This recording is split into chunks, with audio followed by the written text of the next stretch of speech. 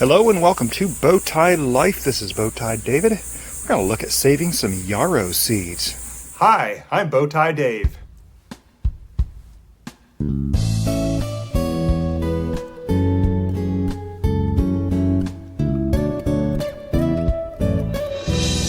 So yeah, this video is from a few months ago. My yarrow is looking gorgeous. It is just prolific.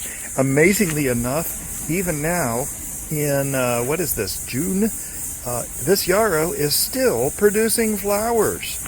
And so what I did was I actually cut back a month and a half ago, I cut a bunch of these flowers off and I stuck them down in this bucket just to kind of think one day I might go save seeds. Now it's funny because I'm like, okay, what do yarrow seeds even look like? So I had to go find my package and open it up, pour a little in my hand. You can see here, okay, so that's what yarrow seed looks like. But these stalks of yarrow flowers have been sitting in this bucket for maybe a month. I'm not sure. And so basically it's all dried out. I actually left it inside right next to the intake for the air conditioner, so I know it got good airflow. And I've been shaking it every once in a while like this, and you can see there are just tons, and I know for a fact there are so many more seeds in here. But just shake this thing up real good in a bucket, and we go down there and we take a look, see if we can find anything that looked like what we saw. And sure enough, all those little white things,